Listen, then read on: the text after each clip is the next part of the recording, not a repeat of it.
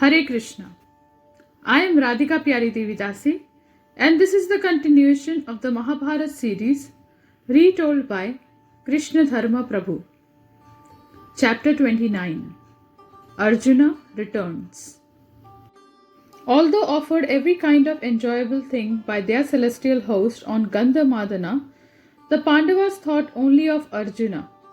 They could not wait to see him again, and the days passed slowly as they expected his return at any moment. The Yakshas brought Dhaumya and Draupadi to the mountain summit to be with the Pandavas and to greet Arjuna when he arrived. On the seventh day from the battle, the Pandavas saw in the sky Indra's brilliant chariot approaching the mountain, resembling a meteor emerging from the clouds. Upon it, they saw Arjuna seated like Indra himself.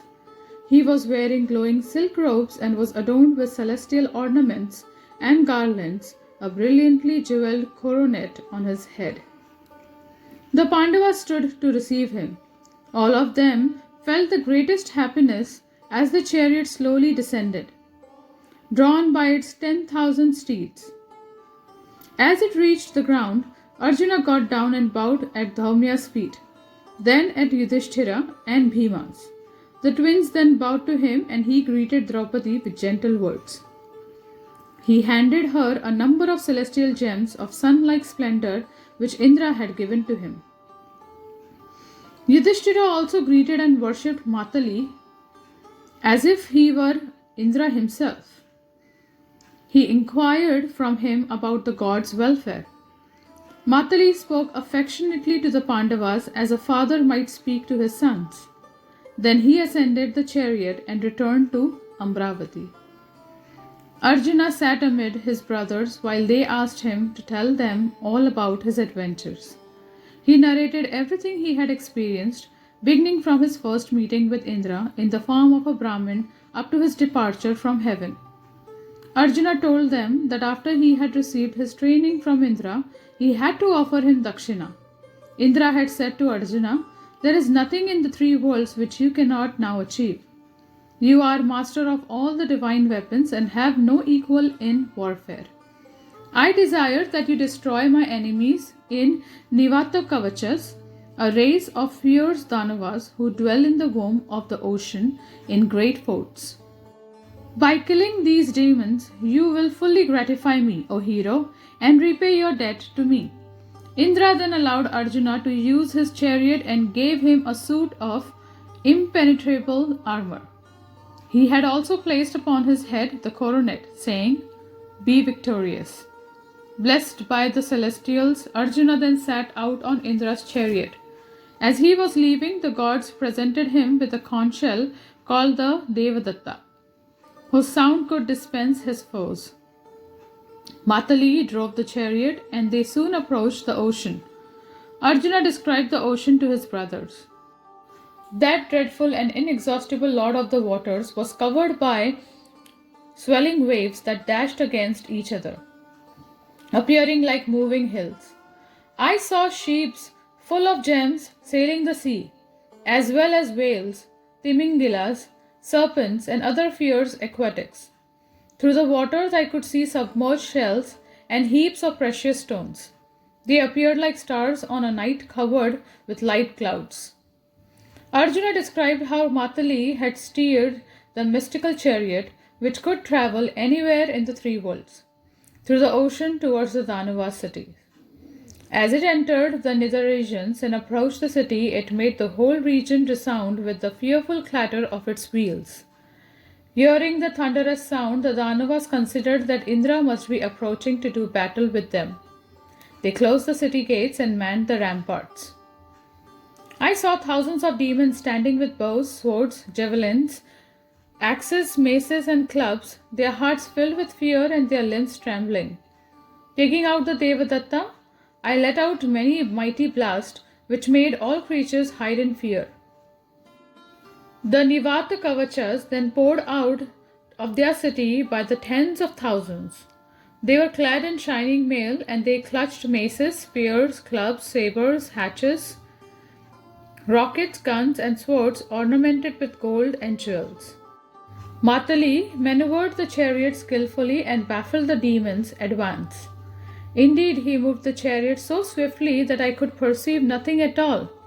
My enemies sounded their strange musical instruments, creating a discordant blare that filled the battlefield and stupefied the minds of all beings.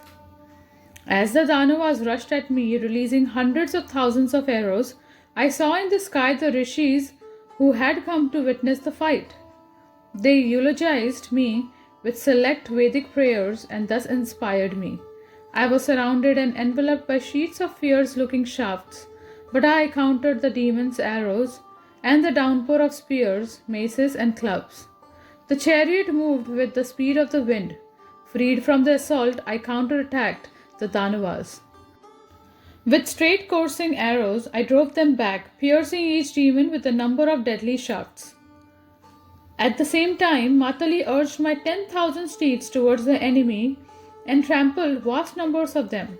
He drove the chariot with such dexterity that it seemed as if it was being drawn by only one horse.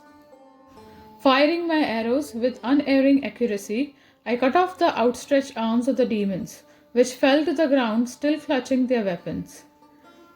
Their helmeted heads rolled on the earth like so many ripe fruits shaken from trees.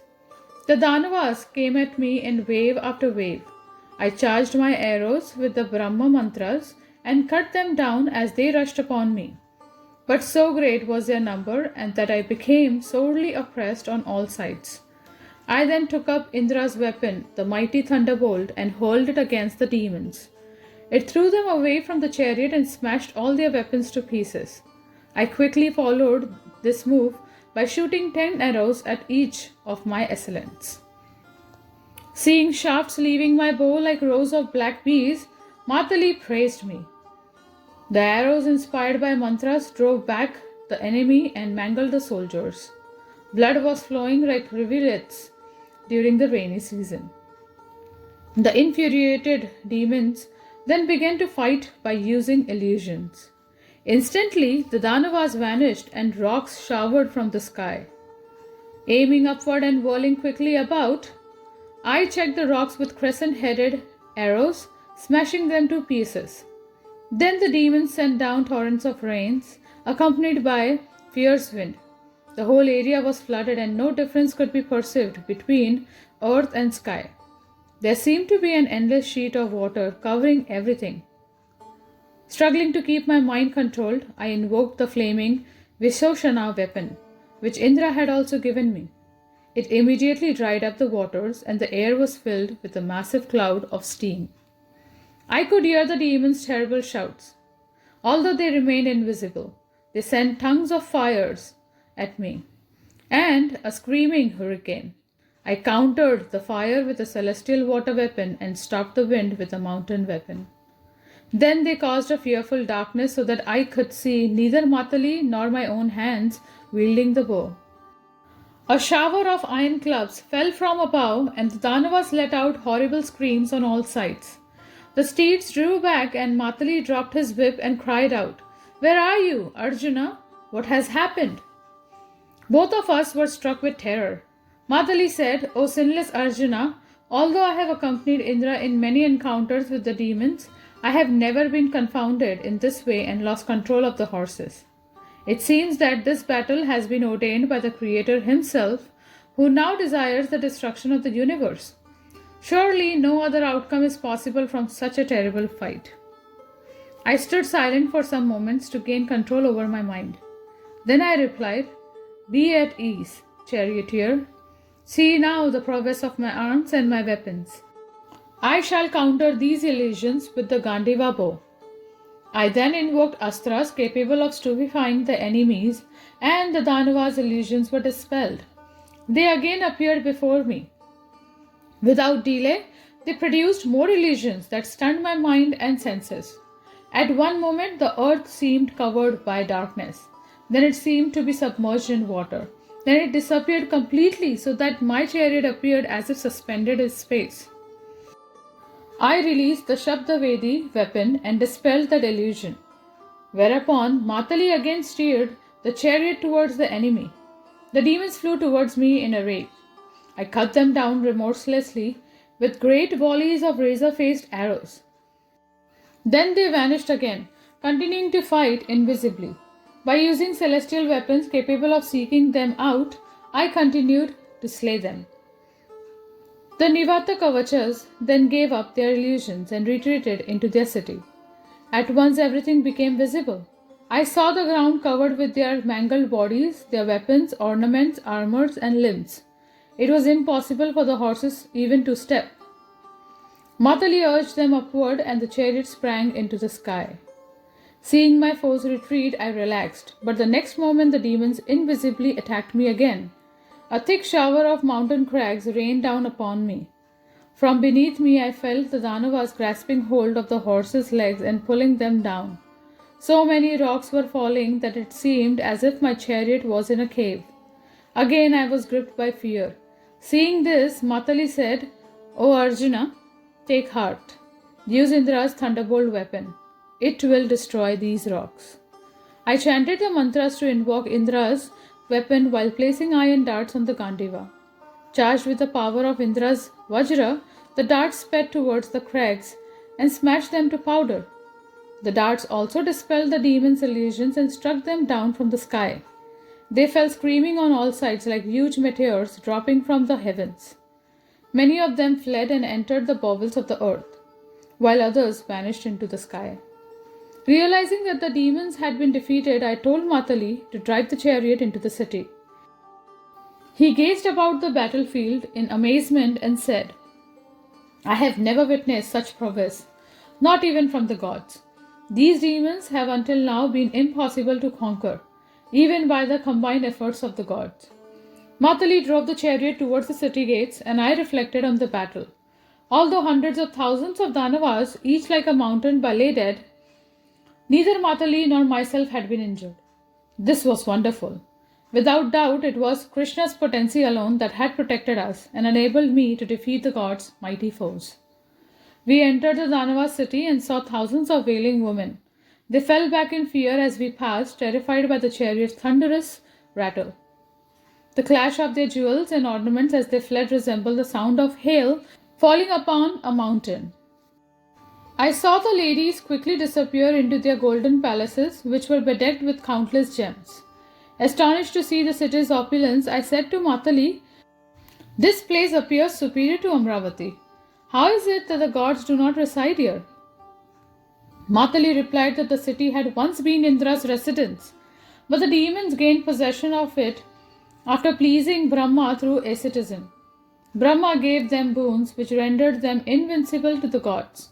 Indra had then gone to Shiva and asked his assistance, whereupon Shiva replied, "You shall regain the city in the future when you assume a different body." As Arjuna spoke, his brothers looked at him in amazement. His prowess in battle now exceeded even that of his illustrious father, the lord of the gods. Arjuna continued, "I then left the Danava city and headed back towards Amravati. On the way back, the chariot passed another great city which floated in the sky and shone like a second sun. It was full of trees made of jewels and adorned with golden towers and palaces. 4 impregnable gateways stood on each side of the city, studded with iridescent gems that radiated countless hues. I have never seen anything like that. Matali told me that this was the city of Kalankanyas, a class of fierce Daityas. It was called Hiranyapura, and even the gods could not conquer it. Therefore the demons dwelt there without fear. The Kalakanyas were destined to be killed by a mortal by Brahma's arrangement. Thus Matali urged me to rush upon the Daityas and please Indra. I replied, "Take me there at once. The gods have no enemies whom I do not also consider my enemies." As we approached the city, the demons charged out in a body, thinking that Indra had come to fight. Without a second's delay, they rained weapons upon me: arrows, maces, swords, axes, darts, and lances. I countered their attack with mighty volleys of shafts from the Gandiva. Matali drove with such skill that the Daityas were bewildered and they fell upon one another in their attempts to attack me. Realizing that I was a formidable enemy, The Daityas retreated in necessity, which then began to move in all directions.